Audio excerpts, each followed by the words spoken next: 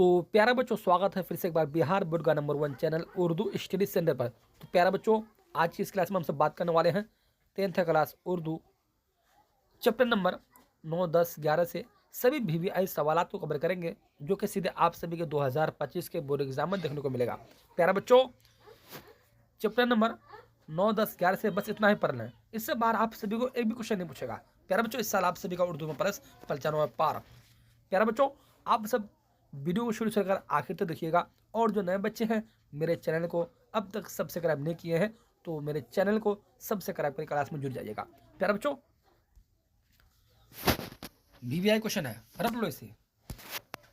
देखिए क्वेश्चन पूछा हुआ है, चैप्टर नंबर 9 है हिंदुस्तानी आइन के निर्माण भीमराव अंबेडकर। प्यारा बच्चों, ये एक मजमून है, मारजू सवालात ऑब्जेक्टिव क्वेश्चन को कहते हैं। हाँ प्यारे बच्चों, क्वेश्चन नंबर 1 को देखते हैं। क्वेश्चन नंबर 1 है, भीमराव का किस साल की उम्र में स्कूल में दाखिला हुआ। तो प्यारे बच्चों, इसी तरह से आप सभी को 4 ऑप्शन के साथ क्वेश्चन पूछेगा। तो प्यारे बच्चों, हाँ, भीमराव जब 5 साल के थे तो उसी वक्त भीमराव स्कूल में दाखिला लिया था। ठीक है, तो क्वेश्चन नंबर 1 का सही आंसर डी हो जाएगा। क्वेश्चन नंबर 2 है, बौद्ध मजहब में निर्वाण का क्या तस्वीर है। तो पहले तो सीधे आप सभी क्वेश्चन नंबर 2 का सीधे आंसर नोट कर लेना है, सी नंबर, खुदा का इरफान। क्वेश्चन नंबर 3 को देखते हैं। हाँ प्यारे बच्चों, क्वेश्चन नंबर 3 है, भीमराव के वालिद का क्या नाम था। तो प्यारे बच्चों, देखिए क्वेश्चन पूछा हुआ है, चैप्टर नंबर 9, 10, 11 से बस इतना ही पढ़ लें, इससे ज़्यादा नहीं। तो प्यारे बच्चों, हाँ, क्वेश्चन नंबर 3 है, भीमराव के वालिद का क्या नाम था। तो भीमराव के वालिद का जो नाम था, उनके वालिद का नाम रामजी मालोजी सकपाल नाम था। क्वेश्चन नंबर 3 का आंसर बी हो जाएगा। क्वेश्चन नंबर, भीमराव की शादी किससे हुई।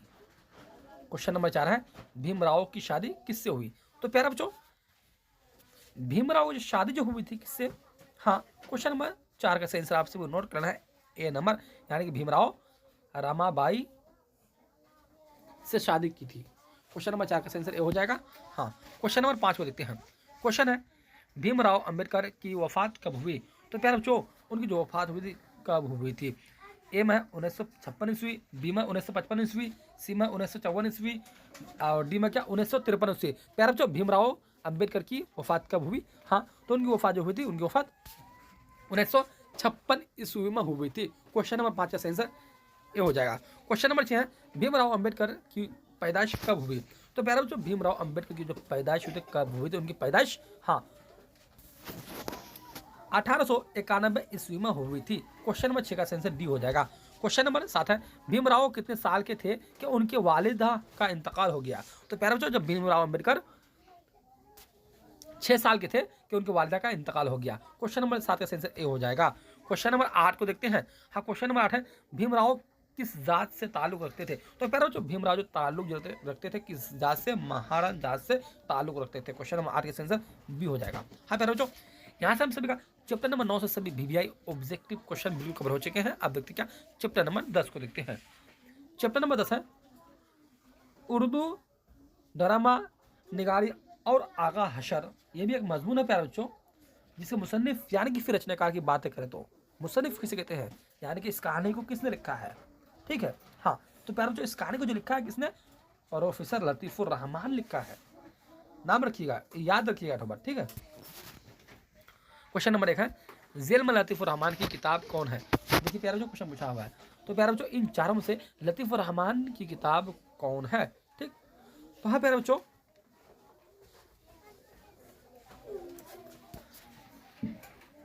ये नक़द निगाह जो है, ये लतीफुर रहमान की किताब है। क्वेश्चन नंबर 1 का आंसर ये हो जाएगा। अब क्वेश्चन नंबर 2 को देखते हैं। क्वेश्चन नंबर 2 है, लतीफुर रहमान का आबाई वतन कहाँ था। तो प्यारे बच्चों, लतीफुर रहमान का जो आबाई वतन था, इनका आबाई वतन कहाँ था, इनका आबाई वतन रेवरा दरभंगा में था। क्वेश्चन नंबर 2 का आंसर सी हो जाएगा। क्वेश्चन नंबर 3 है, लतीफुर रहमान ने कहाँ तक तालीम हासिल की। तो प्यारे बच्चों, लतीफुर रहमान ने जो तालीम हासिल की थी वह PhD तक तालीम हासिल की थी। क्वेश्चन नंबर 3 का आंसर बी हो जाएगा। अब देखते हैं क्वेश्चन नंबर 4 को देखते हैं। हाँ, क्वेश्चन है लतीफ़ रहमान की पैदाइश कब हुई? तो प्यारे बच्चों, लतीफ़ रहमान की जो पैदाइश हुई थी कब हुई थी, ठीक है।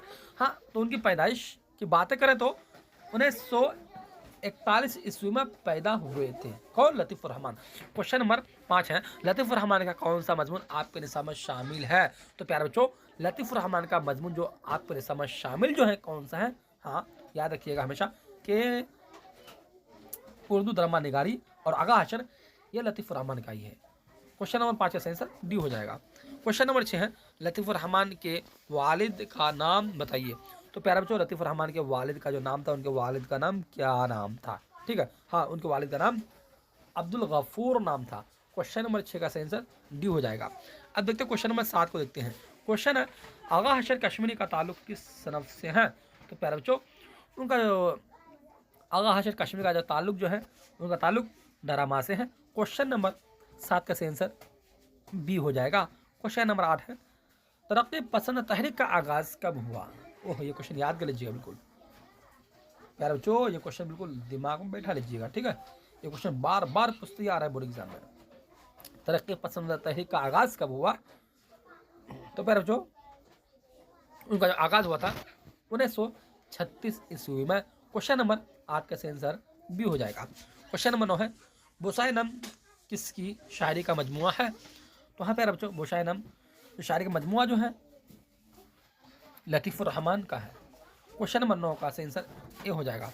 अब देखते हैं क्वेश्चन नंबर, तो प्यारे बच्चों, यहाँ से भी हम सभी का चैप्टर नंबर 10 से सभी वीवीआई ऑब्जेक्टिव क्वेश्चन बिल्कुल कवर हो चुके हैं। अब देखते हैं चैप्टर नंबर 11 को देखते हैं। चैप्टर नंबर 11 है, आर्यभट्ट और तेरगना। ये भी एक मजमून है। क्या है प्यारे बच्चों? ये भी एक मजमून है। हाँ, क्वेश्चन नंबर 1 है, आर्य सिद्धांत और सदर नाम की किताब के मुसन्निफ कौन है? तो प्यारे बच्चों, ये चैप्टर नंबर 11 है। तो हाँ,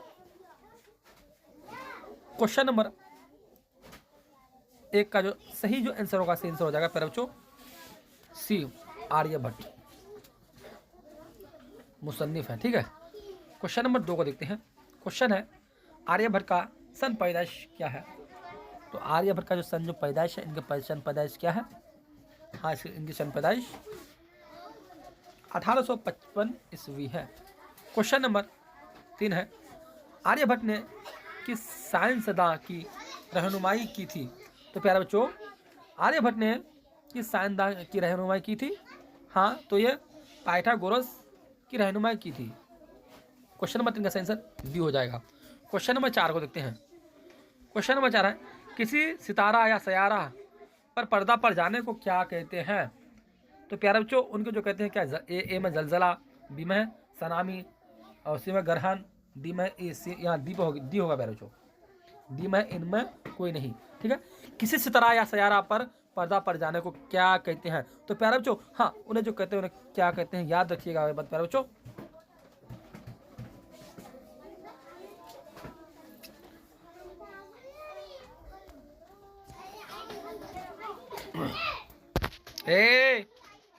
आवाज प्यारे बच्चों, अब चैप्टर नंबर 11 को देखते हैं।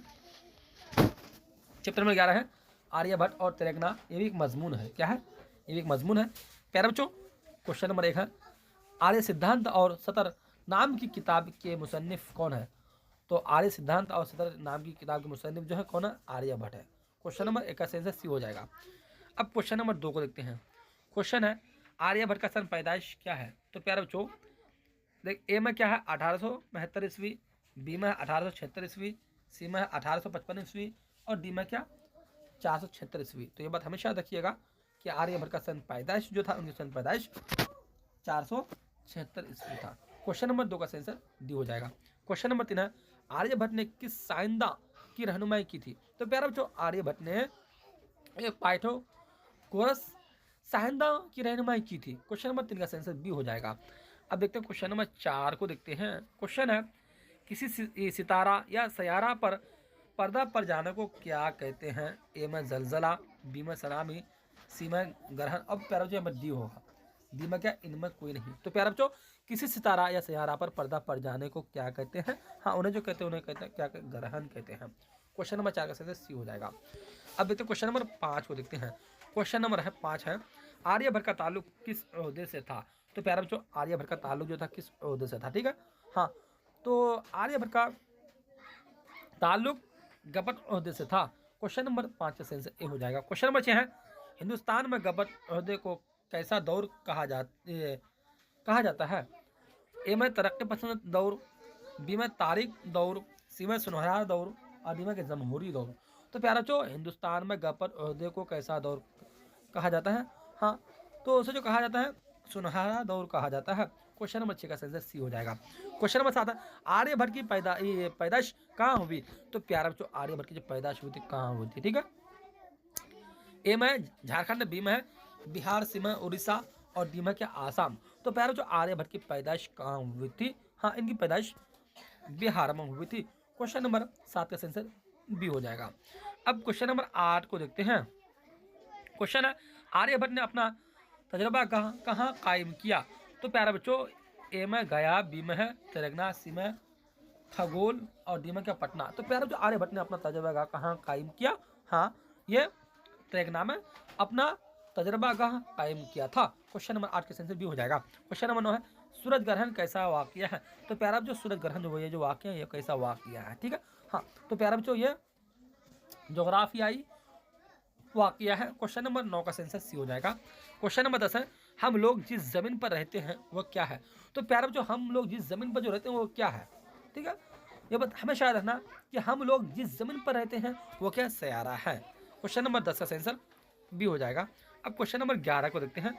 हाँ, क्वेश्चन है, मुल्क बहरून मुल्क के साइंसदान सूरज ग्रहण का मुशाहिदा के लिए कब पटना गए?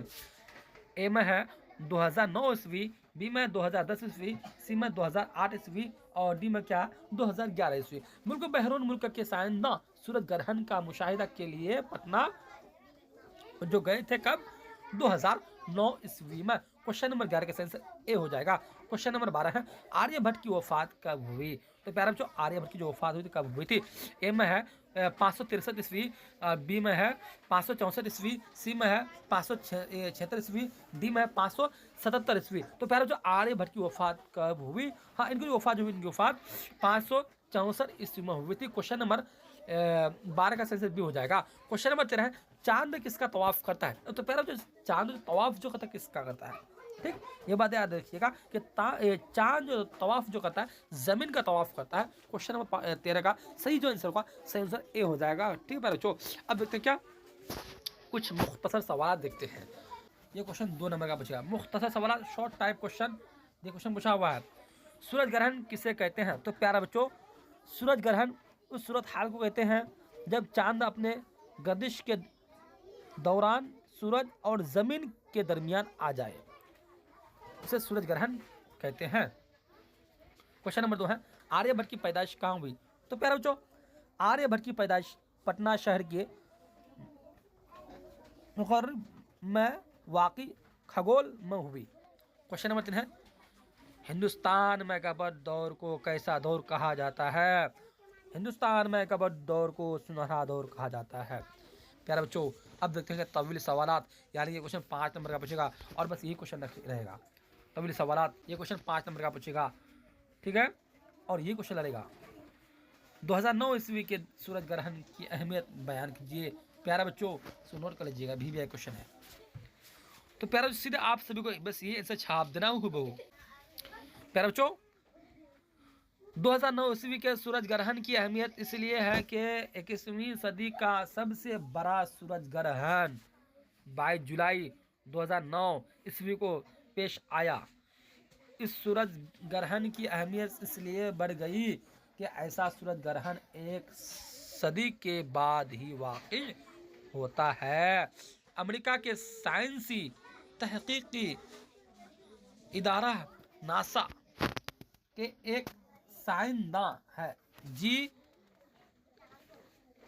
एंडरसन, जो गुज़िश्ता 20 सालों से 2009 ईस्वी में पेश आने वाले इस सूरज ग्रहण पर तहकीकी काम कर रहे थे। इस सिलसिले में उन्होंने 2008 ईस्वी में 200 सफ़हात पर मुश्तमिल एक तफसीली रिपोर्ट पेश की। उस रिपोर्ट में उन्होंने वाज़ह किया कि इस सूरज ग्रहण के मुशाहिदा के लिए मुनासिब तरीन मकाम तेरेगना को आलमी तजर्बा गाह की तारीख जिंदा हो गई। जुलाई 2009 ईस्वी के पूरे महीना में मुल्की और गैर मुल्की अखबारात और ज़राई इबलाग में तेरेगना को नुमाया मकाम हासिल हो गया। 22 जुलाई की तारीख करीब आती गई और तेरेगना के मुतालिक बयान करते हुए लिखा है कि वहाँ बादल छाने का औसत मकाम बहुत कम है और धूप की तमाज़त भी दूसरे शहरों के मुकाबले में 43% ज़्यादा है। इस सूरत में सूरज ग्रहण के नज़ारे और मुशाहिदा के लिए तेरेगना मुनासिब तरीन मकाम है। तो प्यारे बच्चों, यहाँ से हम सभी का चैप्टर नंबर 9, 10, 11 सभी VBI ऑब्जेक्टिव पर सब्जेक्टिव क्वेश्चन बिल्कुल कवर हो चुके हैं। प्यारे बच्चों, आप सब वीडियो को शुरू से आखिर तक देखिएगा और जो नए बच्चे हैं मेरे चैनल को अब तक सब्सक्राइब नहीं किए हैं तो मेरे चैनल को सब्सक्राइब कर क्लास में जुड़ जाएगा। प्यारे बच्चों, इस साल आप सभी को उर्दू प्लस 95 पार, टेंशन लेने की जरूरत नहीं। 2025 में जो खास तौर पर 10th क्लास वालों का जो एग्जाम है, प्यारे बच्चों, चैप्टर नंबर 9, 10 से और 11 से जितने भी क्वेश्चन पूछेगा तो बस इसी से ही रहेगा। प्यारे बच्चों, अब क्लास समाप्त, फिर मिलते हैं अगले क्लास में। जब तक चलते हैं, अल्लाह।